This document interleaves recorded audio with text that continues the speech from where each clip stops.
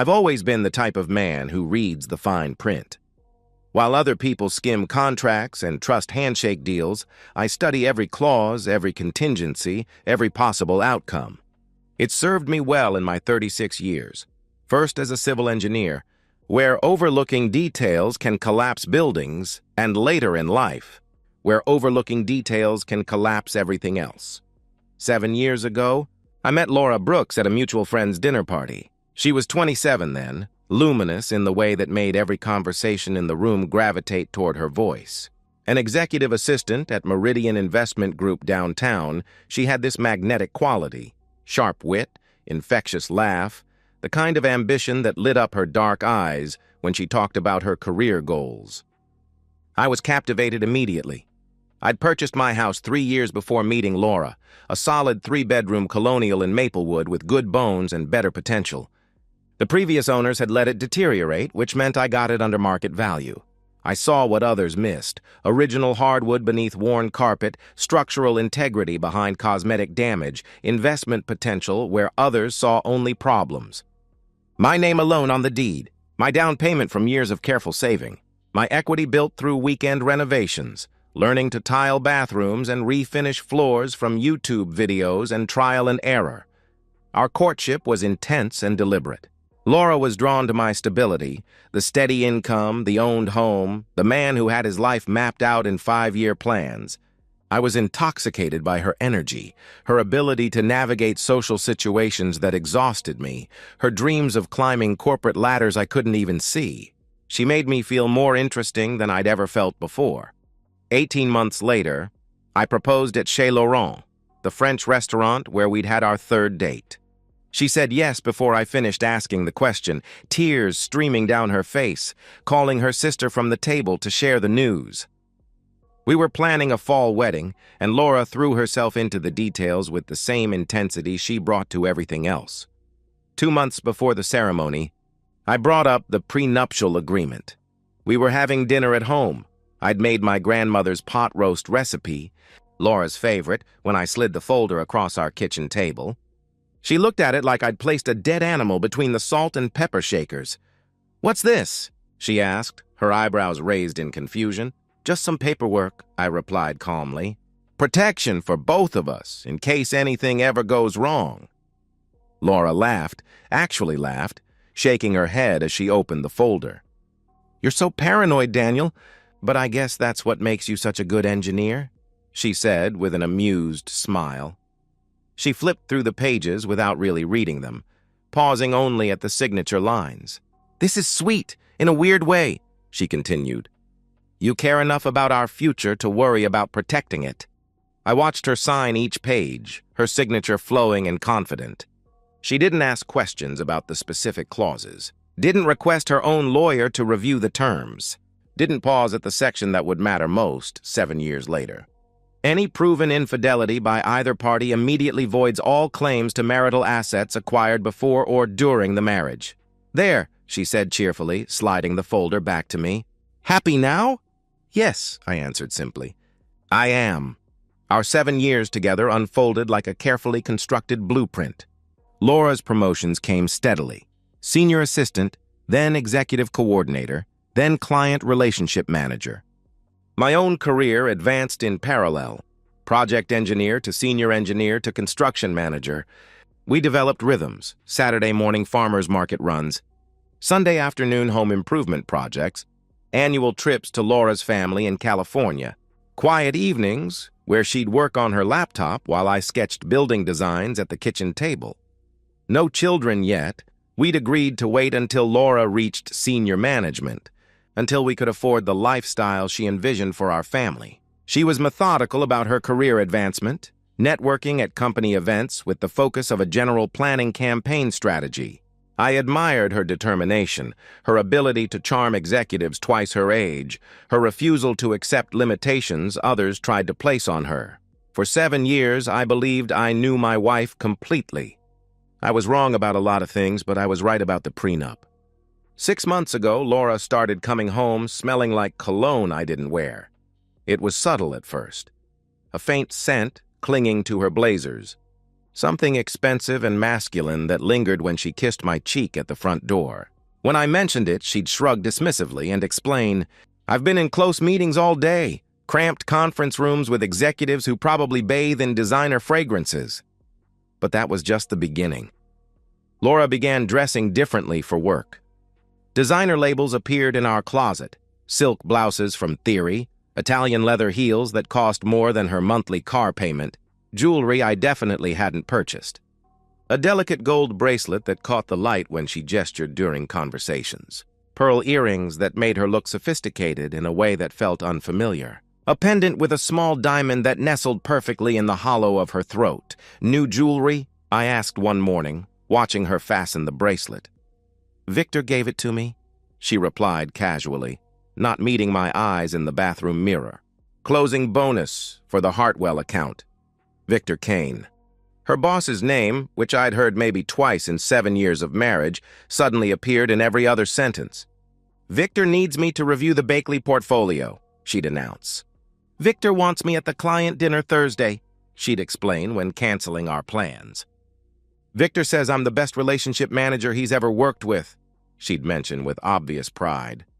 Her voice changed when she said his name, softer, almost reverent, like she was speaking about someone who'd personally hung the stars in her sky. The late nights multiplied exponentially. Big project became her default explanation for everything. Missed dinners, canceled weekend plans, the growing distance between us that felt like watching someone slowly walk away until they disappeared completely. She'd come home after 10 o'clock, claiming exhaustion, picking at the reheated meals I'd left wrapped in the refrigerator. Her phone became a fortress. New password, changed without explanation. Screen always facing down during conversations. She'd take it with her to the bathroom during showers, something she'd never done in 7 years together. Notifications set to hidden, so I couldn't see message previews when it buzzed on the kitchen counter. When my calls came through during work hours, she'd reject them or let them go to voicemail, texting back hours later with brief apologies. In meetings. "Talk tonight." Except we never did talk at night anymore. The intimacy between us died slowly, then all at once. Laura stopped initiating physical affection, stopped reaching for my hand during movies, stopped curling against me in bed on Sunday mornings. When I tried to bridge the growing gap between us, she'd claim headaches or exhaustion. "I'm just so tired lately," she'd murmur, turning away from me in bed. When she did comply with my attempts at intimacy, she was there mechanically, her body present but her mind clearly elsewhere, staring at the ceiling like she was calculating grocery lists instead of connecting with her husband. She stopped asking about my projects, stopped laughing at my dry observations about coworkers, stopped caring about the small rituals we'd built together over 7 years. Sunday morning coffee in bed, Friday night takeout while watching documentaries. The way we used to debrief our weeks over shared meals and actual conversation.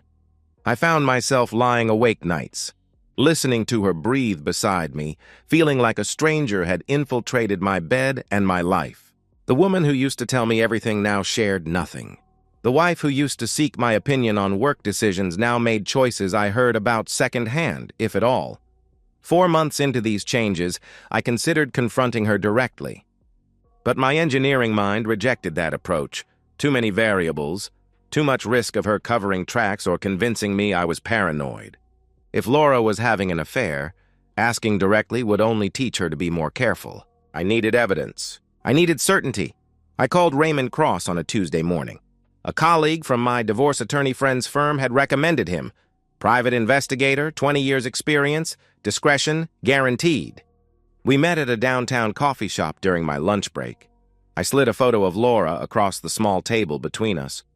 "I think my wife is cheating," I stated matter-of-factly. "I need to know for sure."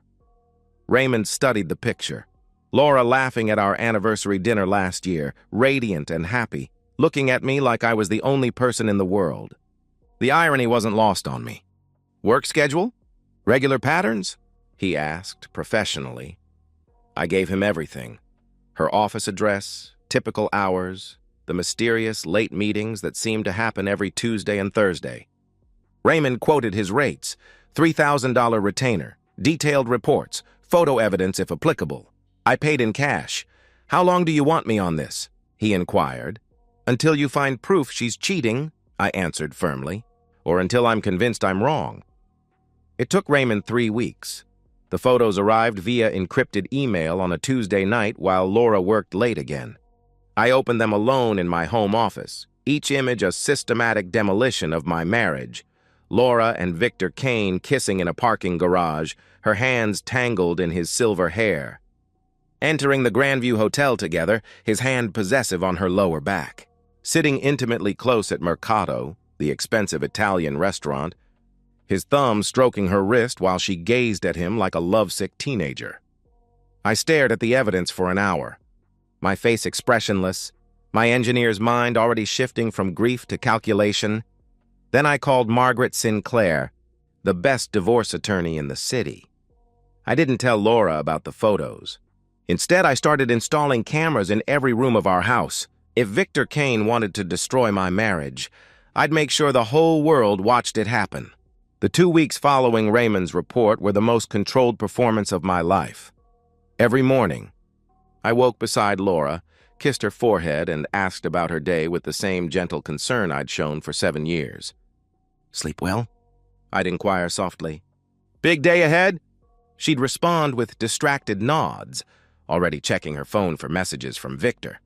Every evening, I listened to her elaborate lies about demanding clients and urgent projects, nodding sympathetically while calculating her financial exposure.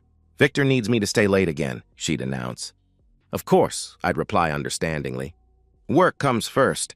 I cooked dinners she barely touched, watched shows she wasn't paying attention to, maintained the illusion of normalcy with the precision of a method actor playing the most important role of his career.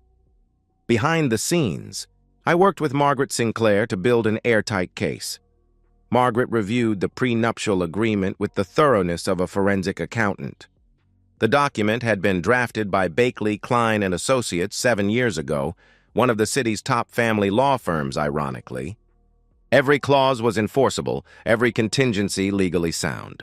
The infidelity provision was explicit and devastating. Any proven adultery immediately voided all claims to assets acquired before or during marriage. "This is bulletproof," Margaret declared, sliding the prenup back across her mahogany desk. "Your wife will walk away with exactly what she brought into the marriage, her personal belongings and that Honda Civic. Everything else stays with you." I filed for divorce 2 weeks after receiving Raymond's evidence. Margaret cited irreconcilable differences in the public filing, but attached the adultery evidence in sealed court documents. The court date was set for 90 days out, standard procedure. Laura wouldn't be served papers for another month. Strategic timing, Margaret recommended, to prevent her from hiding assets or preparing a defense. During this window, I installed a comprehensive security system throughout our house. High-definition cameras in the living room, kitchen, hallway, and front entrance. Cloud-based storage with motion activation and real-time streaming to my phone. When the security company technician asked about the extensive coverage, I explained casually, "I'm concerned about recent break-ins in the neighborhood." "Smart thinking," he replied, not knowing how smart it really was. I documented our marital assets with obsessive detail, bank statements going back 7 years, investment portfolio summaries, retirement account balances, the recent house appraisal showing $300,000 in equity, receipts for every major purchase, proof of my sole ownership of the property. Margaret assembled everything into an impenetrable financial fortress that would withstand any challenge Laura's eventual attorney might mount. Then I made a calculated decision that revealed the true scope of my planning. Contacted the HR department at Meridian Investment Group, not to file a formal complaint. That would be too obvious, too traceable back to me. Instead, I had Raymond send an anonymous tip about potential ethics violations involving senior management and subordinate staff, suggesting they might want to investigate Victor Kane's professional conduct with certain employees. Investment firms live in terror of liability lawsuits. Sexual harassment claims, preferential treatment allegations, workplace relationship scandals, any of these could trigger regulatory investigations and massive financial exposure.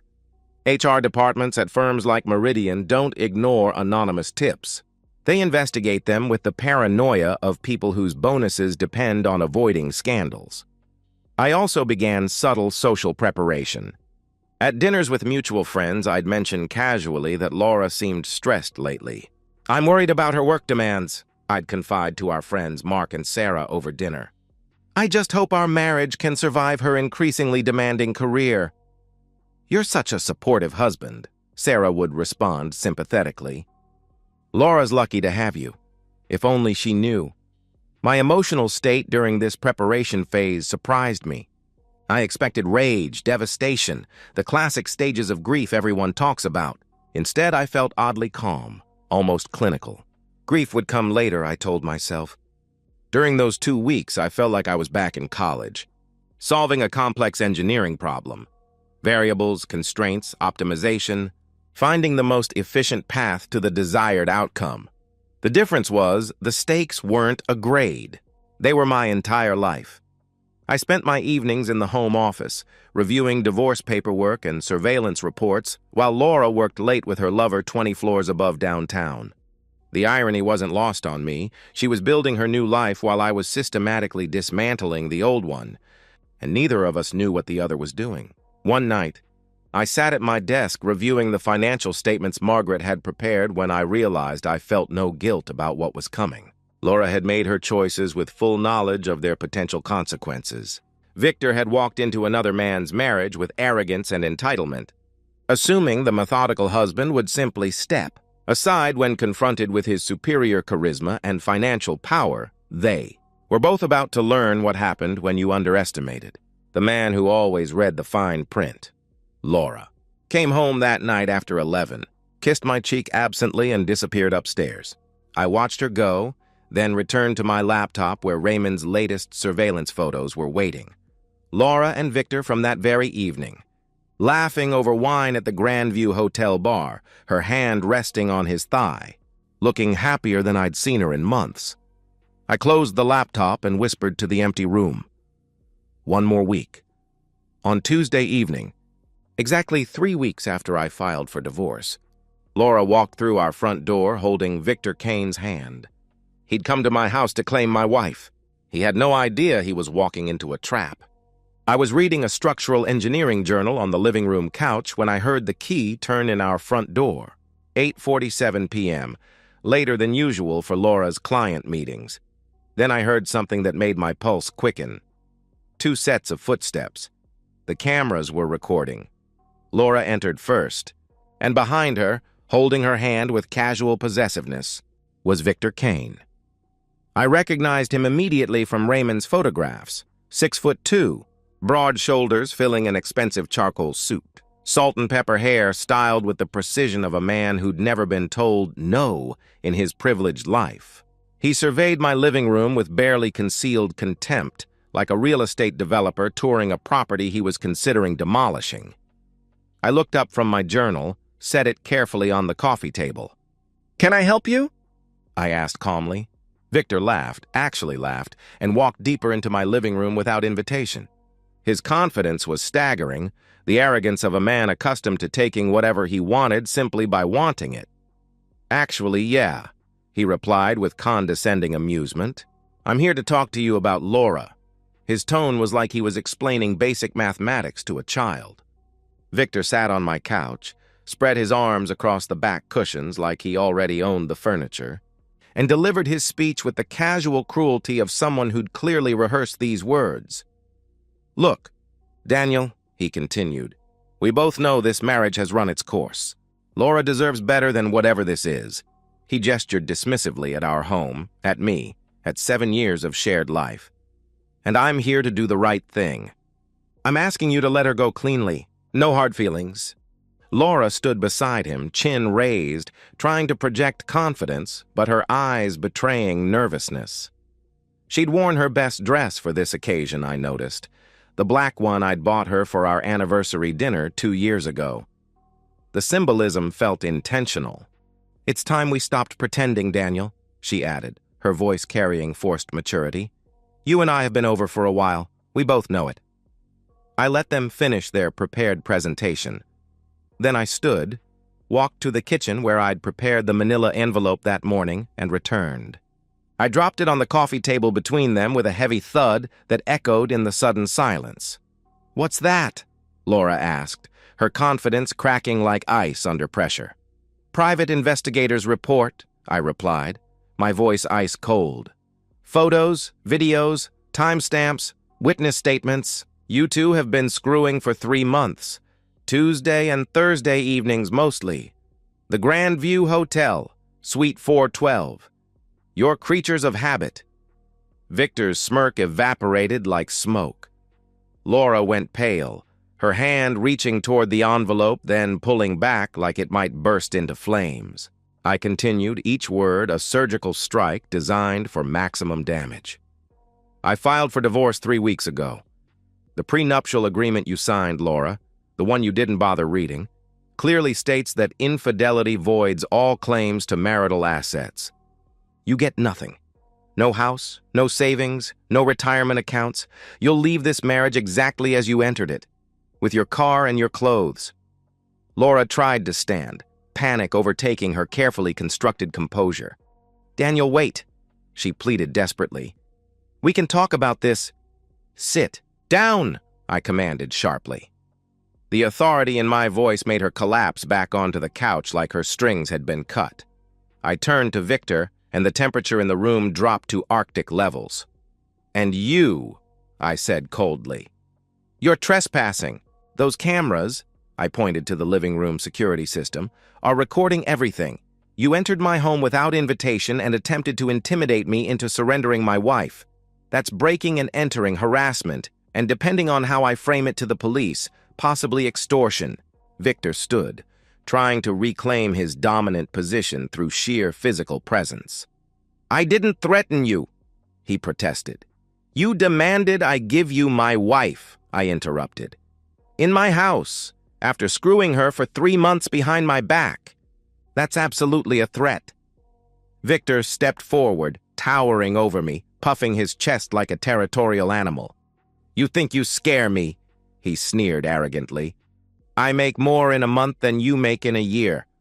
I'll bury you in legal fees. I'll destroy—" I moved. The first strike was precise, both hands grabbing Victor's expensive lapels and slamming him against the wall hard enough to crack the plaster.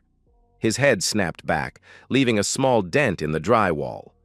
Before he could recover from the shock, I drove my fist into his solar plexus, a calculated blow that evacuated every molecule of air from his lungs and left him gasping like a landed fish. Victor doubled over, wheezing, and I brought my knee up into his ribs with the full force of 7 years of suppressed rage. The crack was audible. Victor crumpled, and I followed him down with a vicious kick to his groin that sent him into a fetal curl on my hardwood floor. Tears streaming down his face, all arrogance stripped away in 30 seconds of controlled violence. "Daniel, stop!"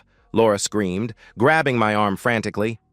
I shoved her away, not violently, but firmly enough to send her stumbling backward into the coffee table.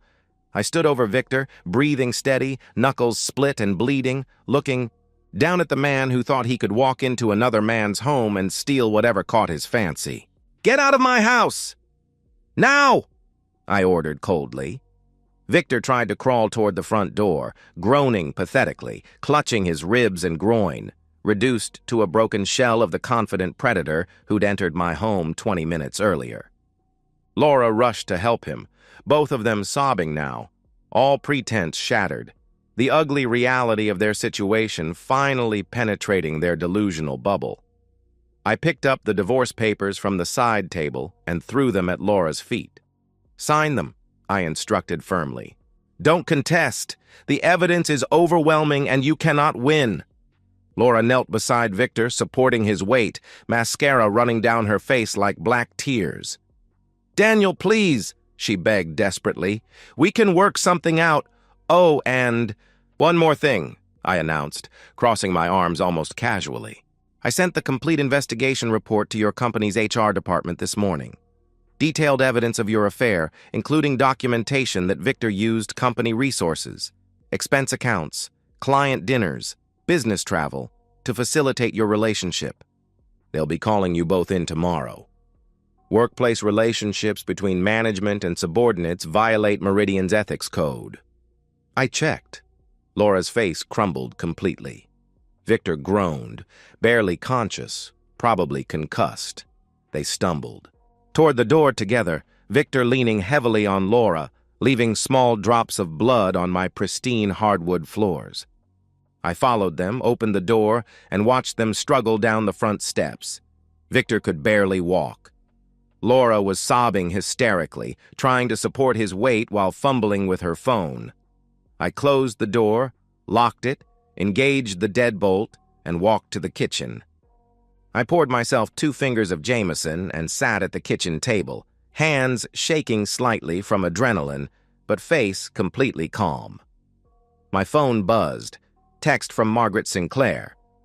"Papers served. She has 30 days to respond. Judging by the security footage you're streaming me, I don't think she'll contest." I allowed myself a small smile. The next morning, Laura and Victor learned that destroying a marriage has collateral damage far beyond a living room. The morning after the confrontation, both Laura and Victor received calls from Brenda Lawson, head of HR and legal compliance at Meridian Investment Group. Neither knew the other was being summoned. Neither suspected the systematic destruction about to unfold.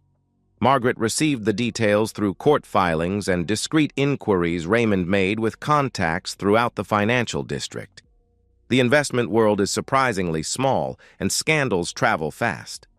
Brenda sat across from Laura in a sterile conference room at 9 a.m. sharp, a thick folder between them.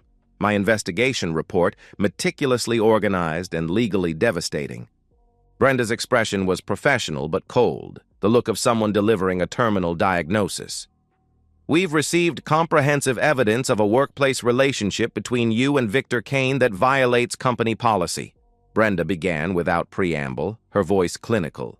"The evidence includes photographs, hotel records, expense report irregularities, and witness testimony spanning 3 months," Laura tried to explain, stammering nervously. "It's not what it looks like. This is recent, and it doesn't affect my work." "Mr. Kane used company credit cards for personal dinners with you," Brenda interrupted sharply. "He approved expense reports for travel where you shared accommodations. He gave you bonuses and raises that our review suggests were not merit-based.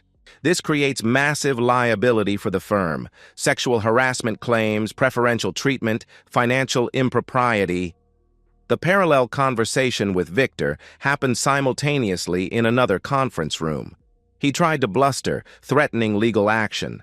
"This is harassment," he declared indignantly. "I've been with this company for 15 years, which makes your behavior even more inexcusable," Brenda replied coldly. "You knew better." "Effective immediately," she continued to both of them. "In separate rooms, you are terminated for gross violation of our ethics code and professional conduct standards. Security will escort you out. You have 1 hour to collect personal belongings. Your final paychecks will be mailed. Any attempt to contact clients or employees will result in legal action for corporate espionage." Their walk of shame became legend in downtown financial circles. Both escorted by security through the main office during peak morning hours, carrying boxes of personal items while hundreds of colleagues watched in stunned silence. Phones appeared, taking photos, typing messages. By lunch, the story had spread through every investment firm in the city. A junior analyst whispered to his cubicle neighbor, "Did you hear about Victor and Laura?" "The affair?" his colleague replied, not looking up from his screen. "Everyone's talking about it. Company credit cards, hotel rooms, the whole thing. Career suicide," the first one concluded. "Nobody's going to touch them after this." Victor's destruction was particularly spectacular. As a senior vice president, his career had been built on reputation and network connections. In the incestuous world of high finance, word traveled at light speed. Other firms heard about the ethics violation, the termination, the sordid circumstances. Doors began closing before Victor could even start making calls to his professional contacts. When he reached out to his former colleague at Goldman Sachs, the response was swift and brutal. "Sorry, Victor, but we can't take that kind of risk. his contact explained awkwardly. You understand, Laura faced similar professional exile, but with added social judgment. She'd been the subordinate in the affair, which somehow made her more culpable in the twisted calculus of workplace gossip. Other executive assistants distanced themselves from her. Her carefully built network evaporated overnight. Meanwhile, my divorce proceeded with mechanical efficiency. Margaret filed motions, presented irrefutable evidence, and Laura's court-appointed attorney, an overworked public defender, she could barely afford without her meridian salary, advised her not to contest. The prenup is airtight. He told her during their brief consultation, shaking his head. The photographic evidence is overwhelming. You signed this agreement voluntarily with independent counsel available. You will lose, and fighting will only cost you money you don't have. But surely there's something... Laura began desperately. Nothing, he replied firmly. Your husband played this perfectly.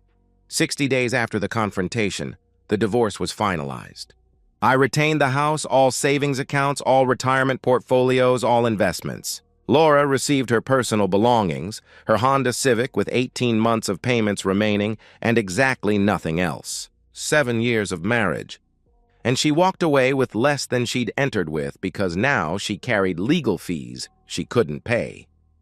The final destruction of Laura and Victor's relationship followed predictably. Without jobs, without money, without the forbidden thrill of secrecy that had sustained their affair, their love evaporated like morning fog. They fought constantly in her cramped studio apartment. This is your fault, Victor accused angrily. You should have been more careful. My fault? Laura shot back bitterly. You're the one who insisted on using company cards for everything.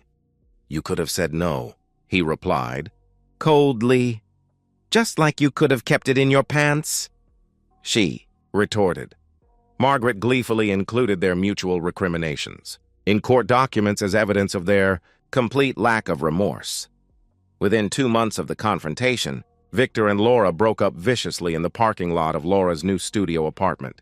Victor moved to Phoenix, taking contract work at 60% of his previous salary, unable to get recommendations from any firm in our city. Laura moved to Denver, working administrative jobs for a third of her meridian income, starting over from absolute zero at 34 years old. The chapter ended with me receiving the final divorce decree in the mail. I filed it carefully in my home office, poured myself a drink, and felt nothing. Not triumph, not satisfaction, not even relief, just quiet. 6 months later, I realized I hadn't thought about Laura in weeks. That's when I knew I'd truly won. 6 months after the divorce finalization, I sit on my back porch on a Saturday morning, coffee in hand, watching sunrise paint my well-maintained yard in gold and amber. The house is entirely mine again, quiet, clean, peaceful in a way it hasn't been in years. I've had the walls repainted, replaced the furniture Laura had chosen, made the space my own again. The anger that sustained me through investigation and confrontation has faded, replaced by something gentler. Acceptance, maybe, or simply indifference. Laura is a closed chapter, filed away like the divorce decree in my office. My life has moved forward deliberately. I received a promotion 3 months ago, senior project manager, leading the firm's largest infrastructure contract. My colleagues respect me. Word of my divorce spread quietly, but without judgment. In their world of engineers and contracts, my methodical approach to dissolving my marriage simply confirmed what they already knew. Daniel Hayes thinks ahead. I'm dating again. Nothing serious, nothing rushed. Claire, a landscape architect I met through mutual friends. She's divorced herself.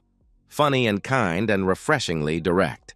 We take walks, cook dinners together, share stories about our cautious re-entries into vulnerability. I find myself laughing more, sleeping better, remembering what peace feels like. My coworker Jason asked me once over lunch, "Whatever happened to Laura?" I shrugged, taking a bite of my sandwich. "She's gone," I replied simply. "That's all that matters."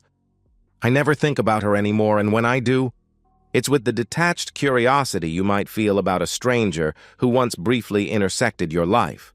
Meanwhile, 800 miles away in Denver, Laura sits in a cramped studio apartment. scrolling through old photos on her phone late at night when she can't sleep. Pictures of the house she lost, the life she destroyed, the confident woman she used to be when she thought she was untouchable. She tried reaching out to me once, 3 months after the divorce. A long email apologizing, explaining, pleading for acknowledgement. I blocked her address immediately. She tried reaching out to Victor. He never responded. She works as an administrative assistant now at a mid-sized logistics company, making barely enough for rent and groceries. She's lost weight she couldn't afford to lose, developed insomnia, sees a therapist on a sliding scale payment plan. Every night, she thinks about the prenup she didn't read carefully, the man she underestimated completely, and the choices that cost her everything. I'm in my home office, reviewing blueprints for a new project, when my phone buzzes. A text from Claire asking if I want to grab dinner tonight. I smile, type back, yes, looking forward to it, and return to my work. People ask me sometimes if I regret how things ended, if I think I went too far.